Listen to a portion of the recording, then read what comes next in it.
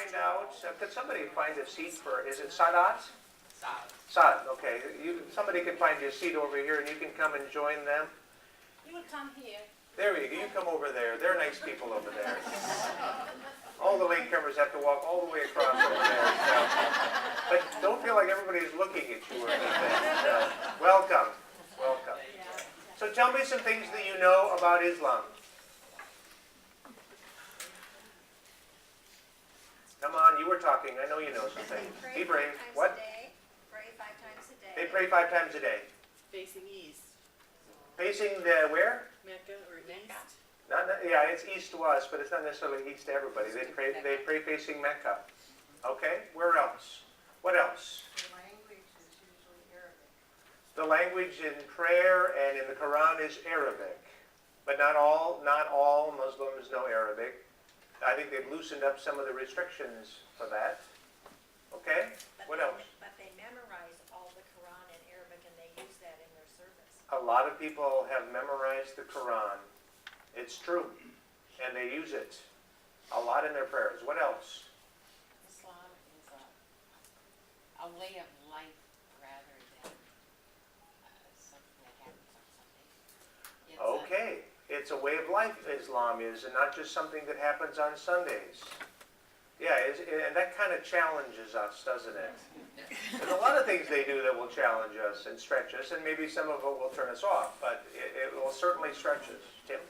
Being in banking, I discovered that when they're building a mosque, they can only use monies that come from other Muslims. They cannot earn any interest, which would be tainted money. Right. It would come from another source. They don't believe in interest. They can't have money connected with interest, and they can only use money to build a mosque that comes from other Muslims, is what he said. I didn't know that, but I do know that they don't pay interest. Other things. Yes? Once in a life, they have to go to Mecca. Once in a life, they have to go to Mecca. If they're an adult and they have the means to do it, they're supposed to go to Mecca once in a lifetime. That's one of the 5 pillars. That's one of the 5 pillars. They fast Ramadan too. Say it again. They fast in Ramadan for a month. They fast in Ramadan for a month. Sue? There's more than one denomination. There's more than one denomination. Absolutely. Yes? There's 163 sects, I think. 163 sects for those counting at home. Yes. All right. Maybe. Almost as many as Lutherans. I couldn't have told you there was 163, but there is a lot of manifestations of this. It's true. Other things that you know, yes? I employ a Muslim and his office is next to mine, and we talk religion frequently. Okay. And I've learned from him, and I believe him, that fundamentally Islam is a religion of peace. Okay. Fundamentally, it's a religion of peace, but you'd have a hard time believing that sometimes, Right. depending on where you're looking. Right. But maybe there's Muslims that would feel the same way about us Right. at times, and some of our history. Yeah. Yes? Adherents are encouraged to give 2% of their assets annually.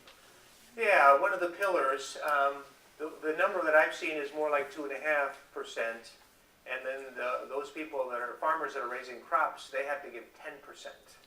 Now, I don't know why they're picking on the poor farmers like that, but yeah, we'll look at that in a bit. They have a required amount that they're supposed to give. There seem to be a lot more restrictions on the women than the men. The women wear traditional dress all the time. Men can wear Western clothes. Kind of depends on the women's clothing. Kind of depends on where they're living and what some of the local customs have been. Yeah, but there certainly has been a movement. It seems like worldwide to have more conservative dress for women. Yeah. Okay. Other things. They respect their elders and care for their family members. Okay. So certainly a strong sense of family, caring for elders. Indonesia has the largest population. It's true. Indonesia has the largest population. Yeah. I don't remember the order, but I do know that that's the biggest one. Yeah. Well, let's kind of go on. We got a lot of ground to cover. So, the beginning of Islam, I think it's important to note in the history that the Roman Empire has collapsed. There's still an eastern version of the Roman Empire known as the Byzantine Empire, but they're not much of an empire. They're not making much headway. And the Persian Empire, which has stretched all the way along those Gulf Coast areas, that's in decline as well. So as part of an accident of history, you have the rise of a great religion in the midst of that vacuum, perhaps. Sometimes these things just happen that way, and they would see that as part of the blessing of God. But that's what's going on around the world. Muhammad was born in 570 CE, or also known as the Common Era, in the city of Mecca. By the way, when his name gets spoken by Muslims, they will commonly say, "May the peace and blessing of Allah be upon him." May the peace and blessing of Allah be upon him. Have you experienced that with your coworker? Okay. But that's something that is done commonly. Muhammad was not born to any great surroundings. It was an impoverished family. His father died before he was born, and his mother died when he was about 6 years old. And then he was raised by a grandfather for a while, and the grandfather died. This was not going well for the guy. But then most of the time he was raised by an uncle named Abu Talib. Abutalib. Abu Talib. And you know, you have that much suffering in your life, you have that much loss in your life, and I think it made Muhammad a very sensitive man. And he certainly had those characteristics, and we'll see those along the way. He had a lot of compassion for people that were poor and struggling in their life. At the age of 25, he did a good thing. He married a wealthy widow. Her name was Khadijah. She bore him 2 sons who died in childbirth, and 4 daughters. And only through his daughter Fatima, Fatimah, did he have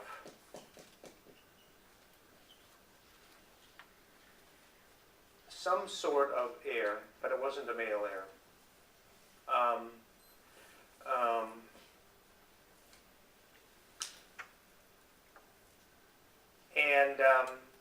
Fatima is somebody that married a man named Ali. And I don't know if you know this story at all, but again, this is his daughter, and this is his son-in-law. And when Muhammad died, he had no successor, no succession plans whatsoever. And this became part of the conflict right here, because they were the natural ones you'd think to take over, but it didn't work out that way. And by the way, there's still a conflict going on over this. But this is where the Shiites come from, and we'll talk about that more next week. But better be careful how I spell that. Shiites, that's better. And that is part of his lineage. Like many pious seekers of his time, Muhammad sought the knowledge of the true God in the loneliness of the desert. He was a contemplative. For whatever reason, he spent a lot of time in spiritual pursuits. Maybe it's because he had a rich wife, and he didn't have to work as much, but he would go to a cave known as Hira, and he would spend a lot of time talking to God and pursuing a life with that God.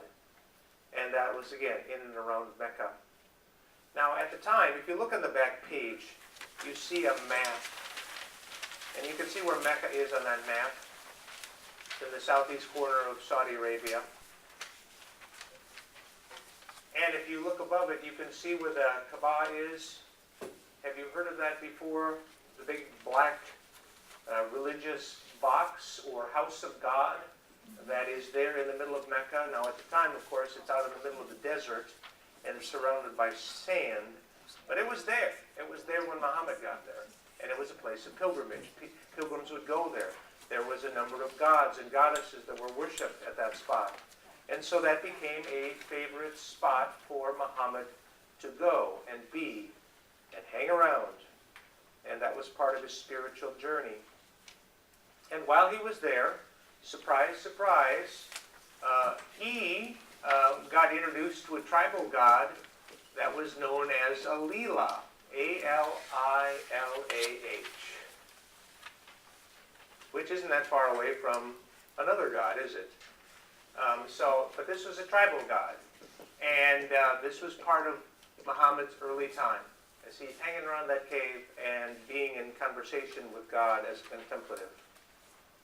When he was 40 years old, in the year 610, the archangel Gabriel appeared to him in the cave and told him to start preaching. Proclaim in the name of thy Lord and cherisher, who created man out of a mere clot of congealed blood. Proclaim, and thy Lord is most bountiful. He who taught the use of the pen taught man that which he knew not. And that's from the Koran, surah, which are chapters, chapter 98, verses 1 through 5.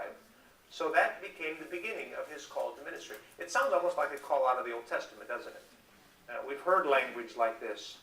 Big surprise. I mean, Muhammad saw himself as in the line of those Old Testament prophets and those New Testament prophets. He was yet another prophet. He was the final prophet. And what's amazing about Muhammad, of course, is that he was illiterate. He couldn't read and write. And the story goes, it's a legendary kind of story, but 3 times the angel came to him and said, read, Muhammad, read. And he says, I can't. And the angel came again, read, I can't, read, I can't. There was some writing that was on a piece of silk. And then, miraculously, he could read it, as the legend goes. And it became part of that miracle of God transmitting a word through Muhammad that was meant for God's people. And thus the legend is born of Muhammad as the preacher. And so in the year 613 or so, he starts to preach. And there's some common themes that show up in his life, and they were certainly themes that began to mark Islam early on, that there would be a day of judgment coming for the people, that there was only one true God. I mean, think about it. He's surrounded by all sorts of gods, but there was only one true God. That monotheism would be at the core of their faith from the very beginning, or almost from the beginning. He called for integrity in the trade, and the trades that they had. Mecca was on a caravan route, so lots of caravans coming and going. Not uncommon to try to swindle and cheat people. A lot of robbery that happened with those caravans. So he called for fair relations among the people. He called for justice among slaves. There's that concern for the poor, the downtrodden. Compassion for widows and orphans. And on and on. Many of the themes, again, that show up in the Quran. Because of threats and violence, Muhammad moved to Medina in the year 622. If you look on your map in the back, you can see it's quite a ways further north. I don't know. We don't have a scale on that map. But it looks like several hundred miles up to Medina. Why do you think he had to move? What do you think the problem was? Any ideas? Why would a preacher get in trouble? What do you think? Telling the truth. What's that? Telling the truth. Telling the truth. How about getting the wrong people upset? Okay? Not that would ever happen around here, but you remember Paul in the book of Acts, where Paul is in Philippi and he's preaching about the silversmiths and the goddess Artemis, and they're making representation of these gods, and Paul is saying they're just idols. Turn to the living God. Well, guess who gets in trouble? Paul does. Riot ensues. He ends up in jail. Well, that's a little bit like that's what's going on here. These people are coming to worship their idols in the Kaaba, and guess what? Muhammad tells them not to. There's only one true God. And a lot of the merchants who make money out of these things get upset, and Muhammad's got to go. That's all there is to it. So he's out of Mecca and into Medina quicker than he can shake a stick.